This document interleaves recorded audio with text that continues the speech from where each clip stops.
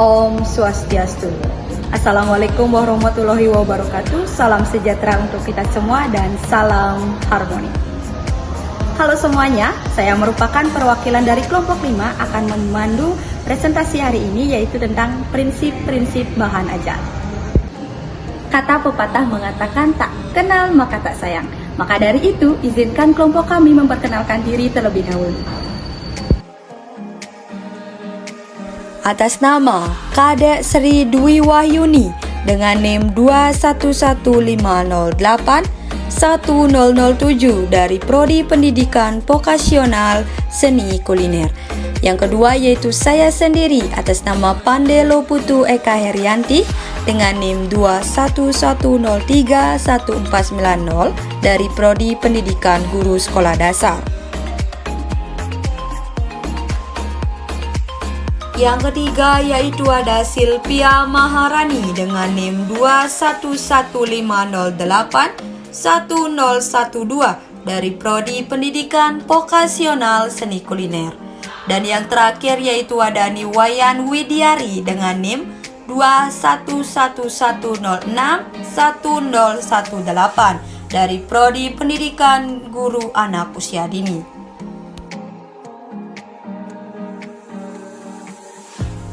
Baik rekan-rekan, topik pembahasan kita hari ini yaitu yang pertama ada prinsip desain pesan pembelajaran. Yang kedua yaitu prinsip relevansi. Yang ketiga ada prinsip konsistensi. Yang keempat ada prinsip adekuasi. Dan yang terakhir yaitu ada validitas atau validity. Baik, untuk mengefisienkan waktu langsung saja untuk rekan saya yang bertugas, waktu dan tempat saya persilakan.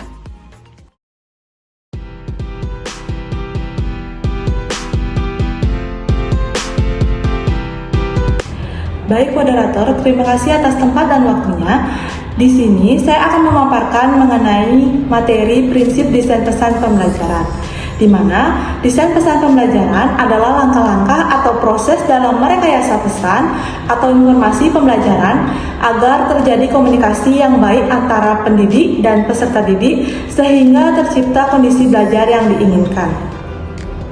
Desain pesan pembelajaran dalam media pembelajaran bertujuan untuk menyampaikan pesan lebih mudah dipahami oleh peserta didik melalui produk media pembelajaran.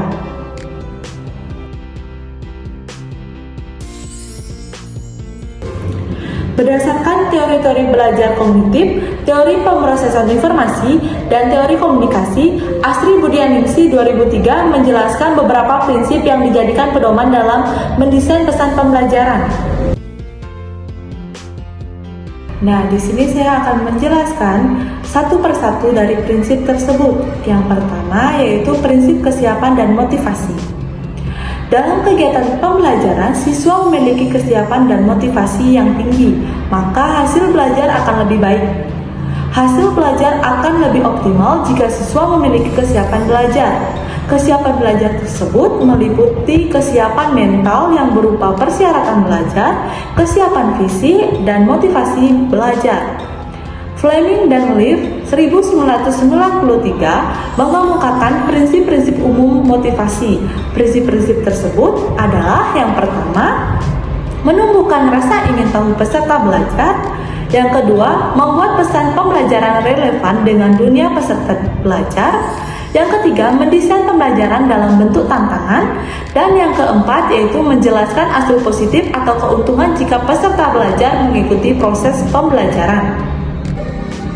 Nah, prinsip yang kedua yaitu prinsip penggunaan alat pemusat perhatian.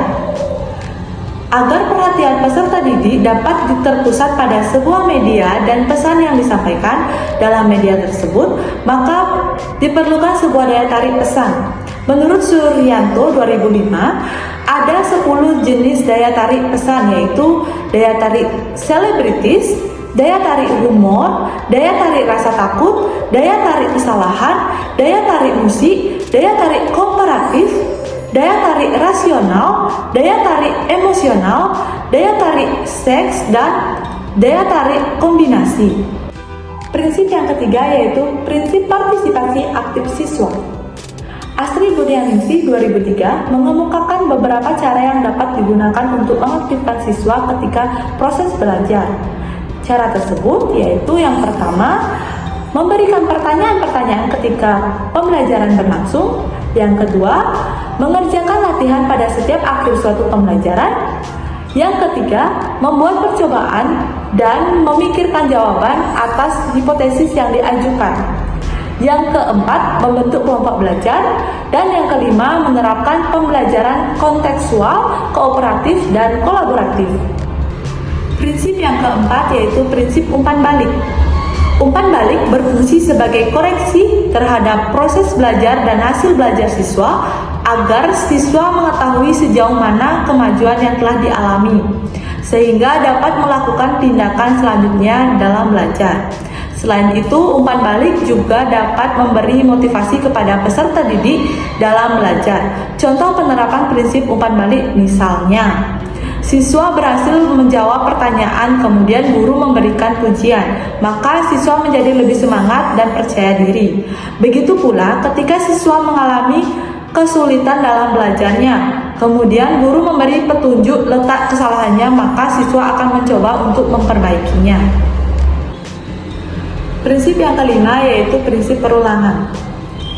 Informasi yang berulang-ulang melalui media dapat membuat peserta didik lebih mengingat apa yang telah disampaikan. Pengulangan berfungsi agar informasi atau pengetahuan mampu bertahan lama di dalam memori. Menurut Astri Budianingsih 2003, tanpa adanya perulangan, informasi akan sulit ditangkap dan mudah dilupakan. Dengan adanya pengulangan, maka siswa akan mengerti informasi mana yang lebih penting dan harus mendapatkan perhatian yang lebih. Baik, sekian pemaparan dari saya. Materi selanjutnya akan dilanjutkan oleh rekan saya. Baik, terima kasih atas kesempatan yang telah diberikan kepada saya. Jadi di sini saya akan melanjutkan pemaparan materi terkait dengan prinsip relevansi. Prinsip relevansi dalam penyusunan bahan ajar mengutamakan keterkaitan dan juga kegunaan informasi yang disampaikan dengan tujuan pembelajaran yang ingin dicapai. Nah, hal ini penting dalam proses pembelajaran guna memastikan bahwa siswa memperoleh pengetahuan dan juga keterampilan yang benar-benar relevan dengan topik atau mata pelajaran yang sedang dipelajari. Nah, materi itu hendaknya relevan atau terdapat kaitan antara materi dengan standar kompetensi dan juga kompetensi dasar. Misalnya, dalam menyajikan konsep, definisi, prinsip, prosedur, contoh, dan juga pelatihan harus berkaitan dengan kebutuhan materi pokok yang terkandung dalam standar kompetensi dan juga kompetensi dasar, sehingga siswa dapat dengan mudah mengidentifikasi dan juga mengenali gagasan, menjelaskan ciri suatu konsep, dan juga memahami prosedur dalam mencapai suatu sasaran tertentu. Selanjutnya, ada beberapa prinsip relevansi dalam penyusunan bahan ajar yang meliputi yang pertama, yaitu kepatuhan dengan standar kurikulum. Jadi, bahan ajar itu harus sesuai dengan standar kurikulum atau pedoman pembelajaran yang berlaku. Kemudian yang kedua, yaitu kaitan dengan kehidupan nyata. Nah, materi yang disampaikan itu harus memiliki keterkaitan dengan kehidupan nyata siswa. Dengan mengaitkan pembelajaran dengan pengalaman sehari-hari siswa, maka pembelajaran akan menjadi lebih relevan dan juga siswa lebih mungkin untuk memahami pentingnya materi tersebut. Kemudian yang ketiga, yakni relevansi kontekstual. Nah, bahan ajar harus disusun dengan mempertimbangkan konteks siswa seperti budaya, latar belakang, dan juga minat mereka. Ini akan membantu siswa merasa lebih terlibat dalam pembelajaran. Kemudian yang keempat, yakni tujuan pembelajaran yang jelas. Setiap bahan ajar harus memiliki tujuan pembelajaran yang jelas dan juga spesifik. Tujuan ini harus sesuai dengan kemampuan dan juga tingkat pemahaman dari siswa. Kemudian yang kelima, yakni penggunaan metode pembelajaran yang relevan. Pemilihan metode pembelajaran itu harus sesuai dengan materi dan juga tujuan dari pembelajaran tersebut. Kemudian yang keenam, yakni integrasi konsep. Bahan ajar Sebaiknya memungkinkan siswa untuk mengintegrasikan konsep-konsep yang mereka pelajari dengan pengetahuan sebelumnya atau dengan materi-materi lain yang akan dipelajari di masa depan. Yang terakhir yakni pembahasan konsep yang penting. Mengidentifikasi dan juga fokus pada konsep-konsep kunci yang penting dalam suatu mata pelajaran. Nah, ini akan membantu siswa memahami dasar-dasar yang diperlukan untuk pemahaman lebih lanjut. Baik, sekian pemaparan materi dari saya. Untuk selanjutnya, saya serahkan kepada rekan saya. Baik, di sini saya akan melanjutkan materi yang selanjutnya, yaitu prinsip konsistensi.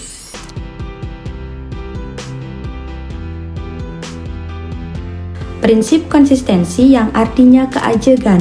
Arti dari keajegan adalah ada kesesuaian jumlah atau banyaknya antara kompetensi dan bahan ajar.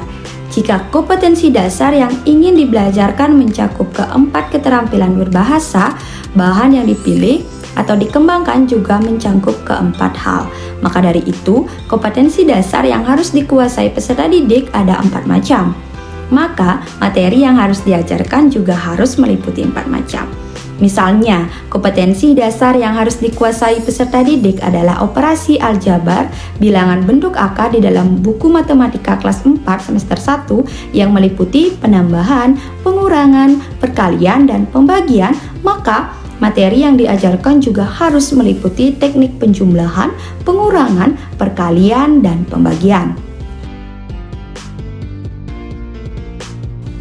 Adapun beberapa cara untuk menerapkan prinsip konsistensi, yaitu yang pertama adalah dengan mengubah cara pandang terhadap belajar. Jangan memandang belajar sebagai suatu pekerjaan yang berat atau yang membosankan. Yang kedua, tumbuhkan motivasi intrinsik dalam diri. Menurut psikolog Profesor Dr. Singgi D. Gunarse mengatakan, motivasi intrinsik merupakan sebuah dorongan kuat yang berasal dari dalam diri kita sendiri. Semakin kuat motivasi intrinsik yang kita miliki, semakin besar usaha yang kita punya untuk mencapai tujuan. Yang ketiga, jangan pernah berpikir untuk menunda belajar, karena jika sekali saja kita menunda, lama-lama akan ketagihan untuk terus menunda. Godaan untuk menunda belajar biasanya datang karena adanya gangguan seperti media sosial, game, dan juga internet. Keempat, jadikan belajar sebagai rutinitas sehari-hari. Salah satu cara efektif supaya bisa konsisten dalam belajar adalah dengan menjadikan belajar sebagai suatu kebiasaan. Sempatkan diri setiap hari untuk belajar, jangan sampai bolong sehari pun. Lebih baik belajar selama 10 menit setiap hari dalam seminggu daripada belajar lama-lama sampai 2 jam dalam sehari tetapi cuma 2 hari dalam seminggu. Yang kelima, gunakan teknik Pomodoro supaya tidak mudah lelah saat belajar. Teknik Pomodoro adalah teknik belajar yang berdasarkan time management. Teknik Pomodoro membagi waktu belajar menjadi beberapa interval, biasanya setiap interval berlangsung selama 25 menit dan dipisahkan dengan jeda istirahat singkat sekitar 5 menit. Yang terakhir yaitu ciptakan suasana belajar yang nyaman dan tenang. Leo Mabauta dalam bukunya berjudul Zen Habits meraih kesederhanaan, kebahagiaan, dan produktivitas dalam hidup mengatakan bahwa kerapian, kebersihan akan memberikan ketenangan dalam proses pembelajaran. Baik, sekian pemaparan materi yang dapat saya sampaikan. Untuk materi selanjutnya akan disampaikan oleh rekan saya. Untuk rekan saya, waktu dan tempat dipersilakan. Baiklah, terima kasih atas kesempatan yang telah diberikan oleh rekan saya. Jadi di sini saya akan melanjutkan materi tentang prinsip edukasi. Prinsip edukasi atau kecukupan ini lebih menitik beratkan kepada kebutuhan materi. Materi pembelajaran yang diberikan harus memadai untuk membantu siswa menguasai kompetensi dasar. Materi tersebut tidak boleh kurang, namun tidak boleh berlebihan juga.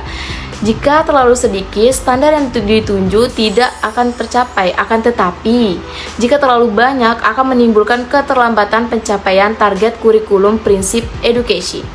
Prinsip edukasi atau memadai cakupan materi juga perlu diperhatikan dalam pengertian Cukup tidaknya aspek materi dari suatu materi pembelajaran akan sangat membantu tercapainya penguasa kompetensi dasar yang telah ditentukan.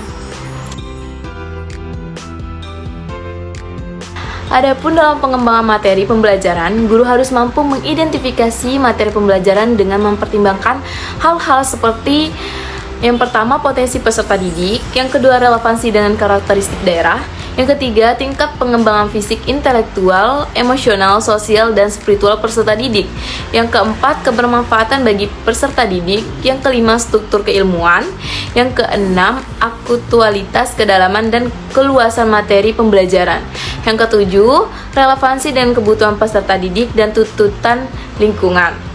Dan yang kedelapan, alokasi waktu. Baiklah, sekian pemaparan materi dari saya, dan selanjutnya akan diserahkan kepada rekan saya. Baik, terima kasih atas waktu dan kesempatannya. Jadi di sini saya akan melanjutkan pemaparan materi terkait dengan prinsip validitas. Menurut Azwar, pada tahun 1986, validitas berasal dari kata validity yang mempunyai arti sejauh mana ketepatan dan kecermatan suatu alat ukur dalam melakukan fungsi ukurnya. Nah, prinsip validitas adalah pengukuran atau pengamatan yang berarti prinsip keandalan instrumen dalam mengumpulkan data. Nah, instrumen tersebut harus dapat mengukur apa yang seharusnya diukur. Baik, di sini saya akan melanjutkan materi tentang jenis-jenis validitas. Yang pertama, validitas isi. Maksud dari jenis validitas isi ini ialah bahwa isi atau bahan yang diuji relevan dengan kemampuan pengetahuan pelajaran, pengalaman atau latar belakang orang yang diuji. Yang kedua, validitas prediktif. Maksud dari jenis validitas ini ialah adanya kesesuaian antara ramalan tentang perilaku seseorang dengan perilaku yang nyata. Yang ketiga, validitas konstruk. Ada sifat-sifat yang tidak dapat langsung tampak perwujudan dalam kelakuan manusia. Misalnya kepribadian seseorang. Kepribadian terdiri dari berbagai komponen. Dengan tes kepribadian, kita ingin mengetahui aspek-aspek manakah yang sebenarnya kita ukur. Yang keempat, validitas eksternal. Dalam dunia penelitian sosial, sudah cukup banyak alat pengukur yang diciptakan oleh para peneliti untuk mengukur gejala sosial, dan alat pengukur tersebut sudah mempunyai validitas. Yang kelima, ada validitas budaya. Validitas budaya, atau lebih tepatnya validitas antar budaya, sangat penting bagi penelitian yang dilakukan di negara yang suku bangsanya sangat bervariasi. Selain itu, penelitian yang dilakukan sekaligus di beberapa negara dengan alat ukur yang sama juga akan menghadapi problem validitas budaya. Dan yang keenam, validitas rupa. Jenis validitas ini berbeda dengan jenis-jenis validitas yang telah saya jelaskan tadi. Validitas rupa tidak menunjukkan apakah alat pengukur mengukur apa yang ingin diukur, namun hanya menunjukkan bahwa dari segi rupanya suatu alat diukur tampak mengukur apa yang ingin diukur. Baiklah, sekian pemaparan materi dari saya. Selanjutnya saya serahkan kepada moderator. Jadi, kesimpulan yang dapat diambil dari pemaparan materi yaitu prinsip merancang bahan ajar terdiri dari beberapa prinsip, seperti prinsip desain pesan pembelajaran, yang dimana prinsip ini merupakan upaya dalam merekayasa informasi pembelajaran agar terjadi komunikasi yang baik antara pendidik dan peserta didik, sehingga tercipta kondisi belajar yang diinginkan. Kemudian, prinsip relevansi, di mana materi pembelajaran hendaknya relevan atau berkaitan antara materi dengan pencapaian standar kompetensi dan kompetensi dasar. Prinsip konsistensi, yakni kesesuaian jumlah atau banyaknya antara kompetensi dan bahan ajar. Prinsip adekuasi, yakni prinsip adekuasi atau kecukupan ini lebih menitik beratkan kepada kebutuhan materi. Materi pembelajaran yang diberikan harus memadai untuk membantu siswa menguasai kompetensi dasar. Prinsip terakhir yakni prinsip validitas, yang merupakan pengukuran atau pengamatan yang berarti prinsip keandalan instrumen dalam mengumpulkan data.